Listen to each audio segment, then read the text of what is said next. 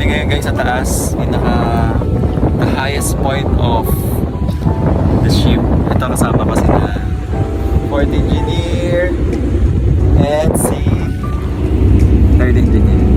Ayun nga, ngayong araw ay meron kaming mahalagang mission. Kasama ko si third engineer and si fourth engineer. Makakasama rin namin si chief mate at saka si boson dahil sila yung mag-a-assist sa amin para makuha namin yung mga gamit galing sa ibaba. Ang tawag pala sa akin na namin ngayon ay AFMAS. Magpapalit kami ng magnetron. Ang magnetron ay isa sa mga pangunahing components ng radar transmitter. Ito ang nag-generate ng microwave signals na ginagamit ng radar para makita ang paligid ng barko. Normally, ang trabaho na ito ay ginagawa ng mga specialized radar technician, pero dahil nasa trading kami kung saan mahirap mag-arrange ng mga technician at medyo malayo kami sa mga major ports, so nagtanong yung opisina kung kaya ba namin gawin, at dahil wala naman kami inaatrasan, so go lang, charot. So uulitin ko lang para sa mga hindi familiar, ang gagawin namin ngayon ay ang radar na isa sa pinakamahalagang navigational equipment sa barko. Ito ang tumutulong sa bridge team para makita ang ibang barko, land masses at obstacles, lalo na kapag masama ang panahon o limitado ang visibility. Bukod sa sobrang sensitive ng pagpapalit ng magnetron nitong radar, ay sobrang risky din dahil kailangan namin umakyat, and sobrang nakakatakot dahil ito yung pinakamataas na part ng barko, at ang mahirap pa dito, minsan malakas ang hangin. Buti nilang nagkataon na nasa anchorage area kami at maganda ang panahon. Noong fourth engineer pa ako, ito talaga yung isa sa pinakaayaw kong trabaho, yung umakyat sa mga taas, dahil nalulula talaga ako, pero wala akong choice dahil fourth engineer in charge para magpalit ng mga ilaw. Kaya nagmabilis ako ma-promote to third engineer that time dahil gusto kong iwasan talaga yung trabaho na to.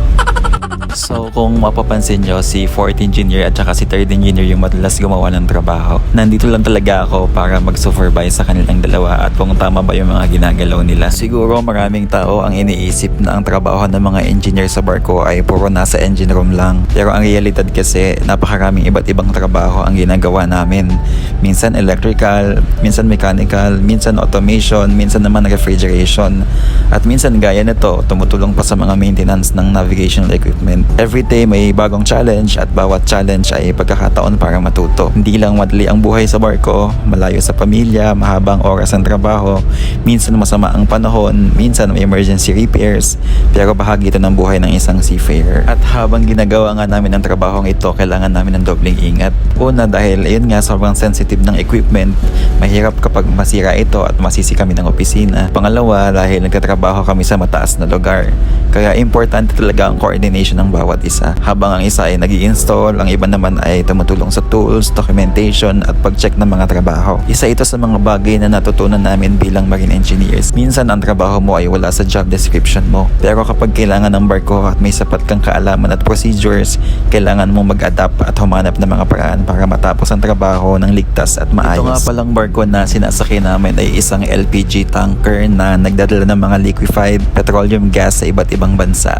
So disclaimer lang na ang ginagamit namin dito ay mga intrinsically safe camera. Sa labas, ang nakikita lang ng karamihan ay malaking barko, pero sa loob nito ay parang isang maliit na lungsod na may sariling power plant, sariling production, sariling air conditioning system, at iba't ibang machineries na kailangan tumakbo 24 hours a day. Bilang chief engineer, responsibilidad ko na siguraduhin lahat ng machinery ay nasa maayos na kondisyon. Kasama dito ang main engine, generators, boilers, compressor pumps at marami pang iba. Habang ang bridge team ang nag-navigate ng barko, kami naman sa engine department ang nagsisiguro na may power ang buong barko at tuloy-tuloy ang operasyon. At ngayon, kahit navigation equipment ang concern, nagtutulungan ng iba't ibang department para masigurong operational ang barko. At ayun nga, tapos na at successful ang pagpapalit namin ng magnetron ng radar. Syempre, salamat sa mga nakasama ko. Isa na naman itong halimbawa kung paano nagtutulungan ng crew para mapanatiling operational at safe ang barko. Ayun lang, salamat!